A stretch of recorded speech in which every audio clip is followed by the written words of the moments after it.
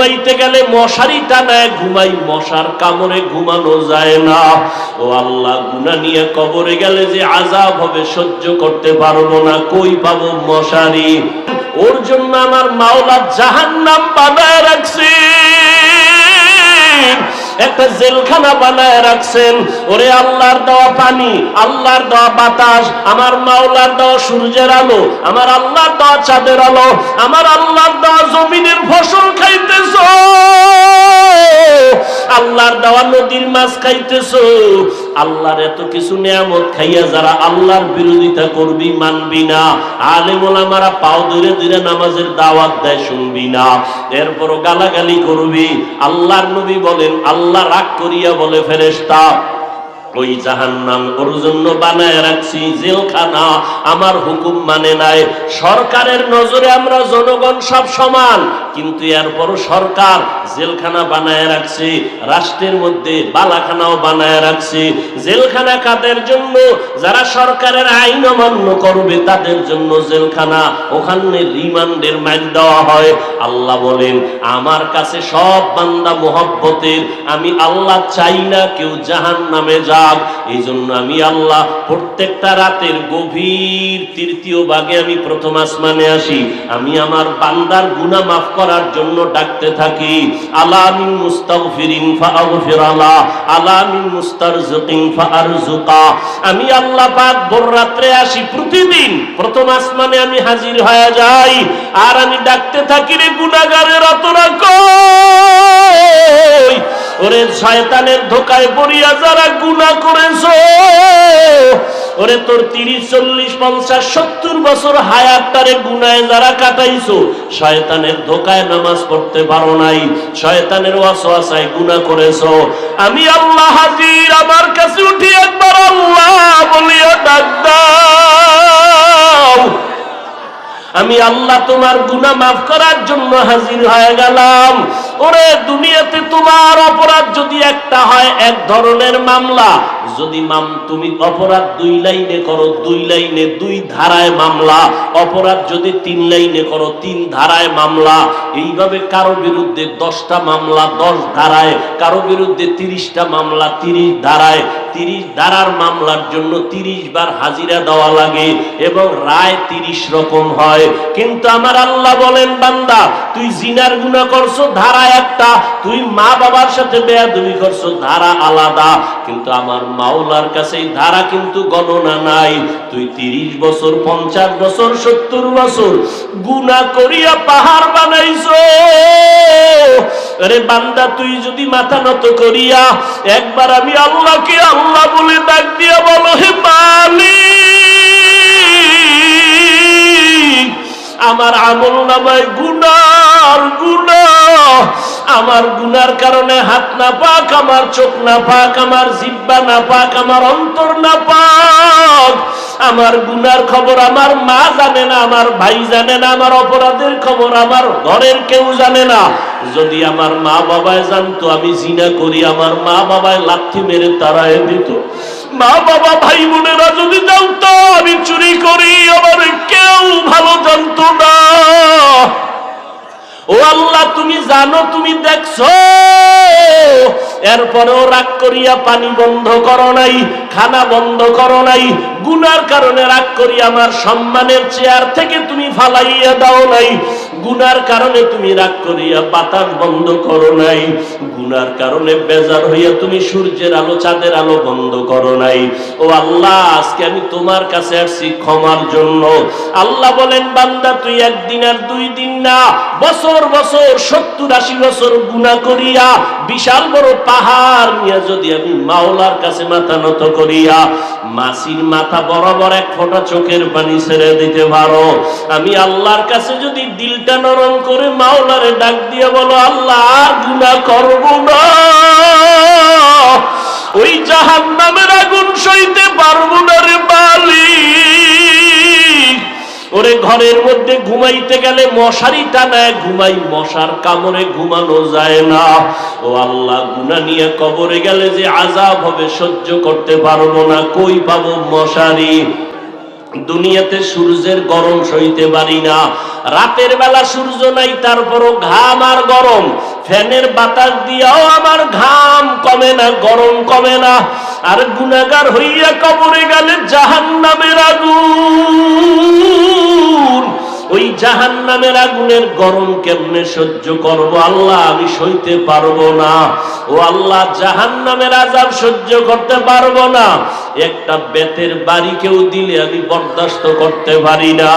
আল্লাহর নবী বলেন, গুনাহ নিয়ে যারা কবরে যাবা, ওই দুই পার্শ্বের মাটিকে আমার আল্লাহ ডাক দিয়ে বলবে, রে কবরের মাটি, ওই নাফরমান বেনামাজির দুই পার্শ্ব থেকে জোরে জোরে চাপ দাও।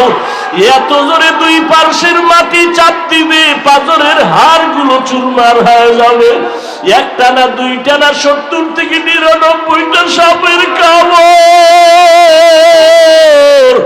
ও যুবকেরা, ও বৃদ্ধ বাবাজিরা, ও পর্দার আড়ালের মারা, ও বোনেরা, ভালো করিয়া বুঝো। 15,500 বছর হয়ে গেল আমার আল্লাহর কোরআনের ভুল কেউ প্রমাণ করতে পারে নাই। আজকেও যদি কোরআনের একটা ভুল কেউ বের করতে পারো রে বাবা, আমরা এখন দাড়ি কেটে ফেলবো, নামাজ বন্ধ করে দিব, প্যান্ট শার্ট টাই লাগাবো, কিন্তু আজও পর্যন্ত কোরআনের ভুল কেউ বের করতে পারে নাই। পারছে? বরং কোরআনের ভুল বের করতে গিয়া বহু বিধর্মীরা মুসলমান হয়ে গেছে, হয় নাই? মুসলমান হয়ে গেল। আল্লাহর কোরআন বলো, আল্লাহর সাক্ষী রেখে, আল্লাহর কোরআন সত্য না মিথ্যা? জবান খুলে বলো, সত্য না মিথ্যা?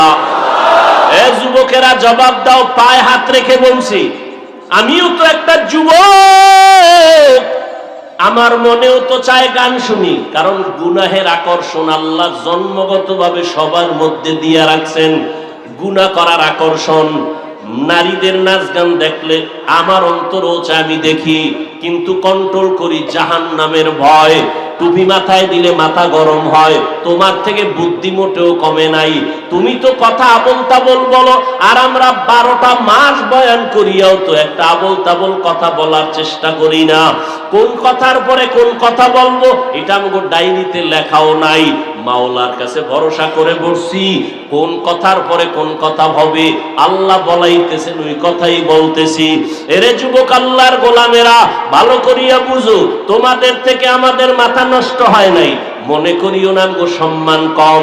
বলো, একজনের দাঁড়ায় বলো, তোমরা যারা নবীরে মানো না আর আমরা যারা মানি, নবীর আদর্শ জবাই করেছো, বেঈমানের পা চাটা গোলাম হইয়া চুল কাটিয়া ইন্দুর আর বান্দর হয়েছ। আমরা টুপি পরে থাকি 24 ঘন্টা, ঘুমের ঘরে গেল টুপি মাথায় দিয়া বালিশে ঘুমাই। ও আল্লাহর বান্দা, তুমি বলতেছো মাথা গরম হয়, আমিও বুঝি, তারপরও কেন ছাড়ি না? রসুলের মোহাব্বত, দাড়ি রাখলে যৌবনের ভাব চলে যায়, তোমার থেকে কম বুঝি না, এরপরও কেন কাটি না? আল্লাহর আযাবের ভয়। এরে আল্লাহর বান্দারা, নামাজের সময় কি কষ্ট, ফজরের সময় শীতের মধ্যে উঠা নামাজ পড়া অনেক কষ্ট, ঠান্ডা পানি দিয়ে ওযু বানাইয়া নামাজ পড়তে কষ্ট, এরপরও নামাজ ছাড়ি না কেন? আল্লাহর আযাবের ভয়। মরণের পরে আযাব হবে, আল্লাহর কোরআনের আয়াত। এরে নবীর উম্মতের দল, তোমাদের থেকে মাথা মতেও নষ্ট হয় নাই। এরপর আবার তুমি একটু দেখো না তাকাইয়া, তোমার ডানে বামে কত যুবক জীবনে মাদ্রাসায় পড়ে নাই, জেনারেল লাইনে পড়েছে, স্কুলে পড়ে, কলেজে পড়ে, চাকরি করে। তোমার মতো যুবক সাক্ষী দাও, 5 বেলার নামাজি আছে না নাই? তুমি বিবেকটাকে প্রশ্ন করো, তুমি কেন পারো না রে বাবা? তোমার আমার মতো যুবক র‍্যাব, আর্মি, পুলিশ, বিডিআর এর চাকরি করে, 5 ওয়াক্ত নামাজ পড়ে, যত কাজ থাক জামাতে পড়ে, তুমি কেন পারো না? একটু জিজ্ঞাসা করো তোমার বিবেকটাকে। তোমার মতো যুবক রাস্তায় গাড়ি চালায়, সময় মতো নামাজ পড়ে, তুমি কেন পারো না? তোমার মতো যুবক শ্রমিকের কাজ করে, হাড় ভাঙ্গা পরিশ্রম করে, রমজানে একটা রোজাও ভাঙ্গে না, নাই? তুমি কেন রোজা রাখতে পারো না, তারাবি পড়তে পারো না, নামাজ পড়তে পারো না? আসলে কি বলো, এবার কি দলিল দিবা? এতদিন তো হুজুরদের একটু চাইপা রাখছো, হুজুর পারা যায় না, এখন আমাকে জবাব দাও। তোমার মতো যুবক একই স্কুলে পড়ো, ও নামাজ পড়ে তুমি পড়ো না, তুমি একই ডিপার্টমেন্টে চাকরি করো, 10 জন নামাজ পড়ে তুমি পড়ো না, এখন কি জবাব দিবে বলো? এখন জবাব একটাই, তোমার কপাল পুড়ে গেছে, তোমার উপরে আমার আল্লাহ বেজার, তোমার উপরে মা বাবার অভিশাপ, মা বাবা বরদোয়া দিয়ে দিছে, তোমার কপাল পুড়ে গেছে। মোনাজাত তো সবাই দেই, অনেকের চোখে পানি, আবার অনেকের চোখে পানি নাই, কান্না নাই, আর একজন কানতে কানতে বেউসায় যায়, কারণ ওর উপরে মাওলার রহমতের নজর লাগছে, আল্লাহ ওয়ালাদের দোয়া লাগছে, মা বাবার দোয়া লাগছে, চোখের পানি এমনিই বের হয় না। তোমার এই মিরপুর থানায় আসামি ধইরা পুলিশে কি মারা মারে, এরপরও চোখে পানি আসে না? নাই? অথচ ওয়াজের প্যান্ডেলে আল্লাহ ওয়ালারা উলামায়ে কেরাম বয়ান করে, 50 হাত 200 হাত দূরে বসে যুবক চিৎকার দিয়ে কান্না করে, একজনারে বেত দিয়ে মারলেও কান্দে না, আর একজনে বয়ান শুনে শুনে কান্না করে। একটু চিন্তা করো, ওরে মারলো কে? এরে যুবক, আমাকে একটু বিবেক হাতে বেঈমানি করিস না রে যুবক। একই চুলায় রান্না হয় ভাত আর তরকারি, রান্না করার রাঁধুনি আমার মা, খেয়াল করো, একই তরকারি, একই মশলা, একই চুলা, একই আগুন, আর রান্নার পরে আব্বা খায়, আম্মা খায়, আমিও খাই, বোনেরাও খায় একই, কিন্তু দিন দিন আব্বা আম্মা হয় দুর্বল, আমরা হই শক্তিশালী সবল। এই বুদ্ধিজীবীরা জবাব দাও, আমাকে তো বুদ্ধি নেই, তোমার অনেক বুদ্ধি, জবাব দাও কারণ কি? আল্লাহর কুদরত বলবা না, কারণ তুমি আল্লাহকে মানো না, তুমি আল্লাহর কুদরত বলবা কেন? আমরা বলবো আল্লাহর কুদরত। একই খানা, একই চুলায় রান্না, আব্বা আম্মা একই খানা খায়, আমরাও একই খানা খাই, তাদের রোগ বাড়ে, আমরা শক্তিশালী হই, তারা দুর্বল হয়, কারণ কি? এত যুক্তি, এত বুদ্ধি, দাও জবাব দাও।